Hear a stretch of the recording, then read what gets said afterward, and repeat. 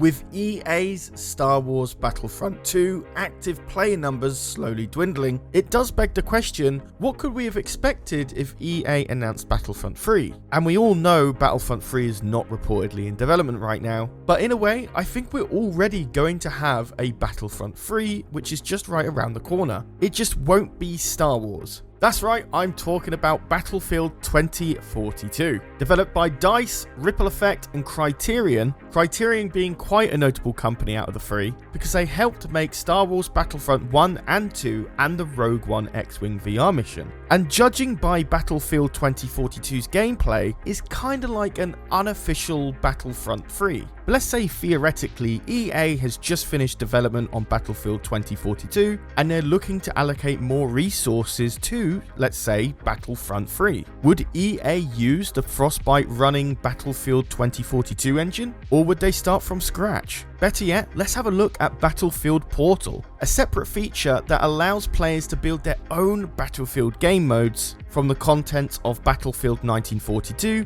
Bad Company 2, Battlefield 3, and of course, Battlefield 2042. And giving power back to the players with these type of features in video games would be perfect for a theoretical Star Wars Battlefront 3. So pretty much in today's video, we're going to be covering Battlefield 2042 and Battlefield Portal, and how the two could help us realize what we can expect in Star Wars Battlefront 3. So without further ado, let's dive right into the video.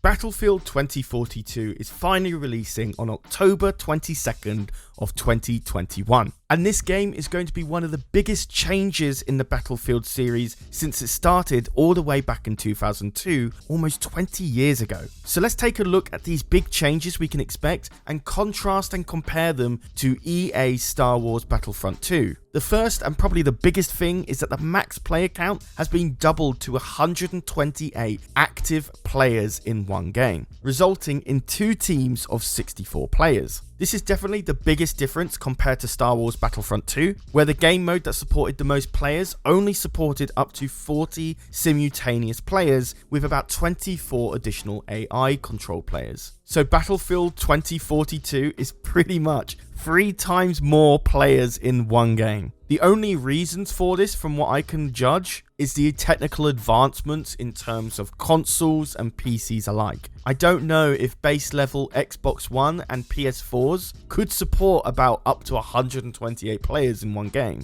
I think that would be an absolute laggy mess of a game. But now that PCs have gotten stronger over time, optimization has generally gotten better over time too, as well as the launch of the PS5 and the Xbox Series X, I think 128 players is definitely more feasible now. So if Star Wars fans finally did get Battlefront 3, we could definitely expect those type of numbers per game. However, a good follow-up to that is that all 128 player maps are divided into sectors, and each of these sectors contain control points, and you have to capture all of those control points in a sector to control that sector. I think this is going to be one of the best changes for game feel in Battlefield, because I think one of the biggest issues Battlefront 2 had was that sometimes you felt really helpless in multiplayer games. If your team was doing absolutely awful, there was almost nothing you could do to change the tide of the game. So in a way, you kind of felt helpless and relied way too much on your teammates for success. By splitting these large teams into different sectors, you're effectively kind of reducing the player count in a way. And this is actually kind of a good thing, because really good players in Battlefront 2 and Battlefield 2042 will feel like they have a lot more diplomatic weight in each game. It's one of the big reasons why I loved Star Wars Squadrons more than I did Battlefront 2. In Star Wars Squadrons, teams could only have up to 5 players each. So if you were a pro player in Star Wars Squadrons, you really felt like it, because you could turn the tide of a game really easily if you had a really good player on your team. And that's kind of a good thing, because it prevents bad players from just slacking, knowing that they won't really affect the game in any way. Now that you're confined into a sector, the way you play matters a lot more. And that's what I feel was missing in Battlefront 2. Because at times it was just better to just give up,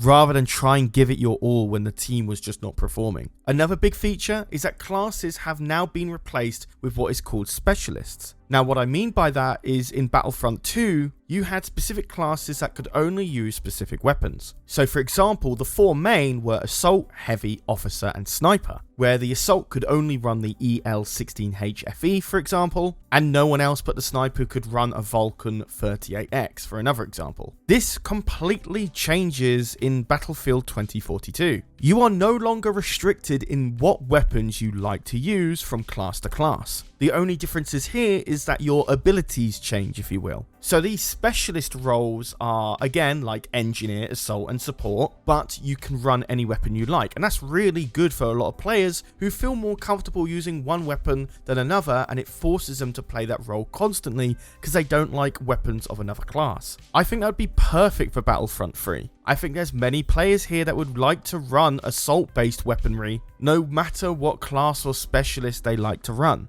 Obviously, special weapons like the lightsaber will be confined to heroes only, but whether or not heroes will be in Battlefront 3 game modes is another question altogether. Either way, I think this is a brilliant quality of life change to Battlefield 2042, and I would love to see it in Star Wars Battlefront 3. But if we were to dive a little bit more into what specialists can do, things like a grappling hook, health and revive gun, or auto turret would be all really unique abilities to classes rather than the weapons that you run. But I digress at that point, so let's move on. Next up, no Battle Royale mode in Battlefield 2042. Personally, I really like Battle Royale game modes, and I'd love to see a game mode like that in Halo Infinite or Battlefield 2042. And yes, even in Battlefront 3 too. Not many people agree with me on this point because I think it's really ran into the ground, but I think these type of game modes serve a purpose nonetheless. So hopefully we'll see it in Battlefront 3, but it definitely won't be in Battlefield 2042. And finally, and certainly not least, is no single player campaign in Battlefield 2042. I think this is imperative in this type of game, and I'm going to say it, I think it's extremely important that Battlefront 3 will have no single player campaign. I know it's a big bold statement there, but I think Star Wars Squadrons really suffered from having one, and I truly believe Battlefront 3 shouldn't risk it either. If you're going to make a multiplayer game, make it a multiplayer game. Don't latch on some really shoddily put together but extremely visually impressive single player campaign. It's a waste of money and resources from the company,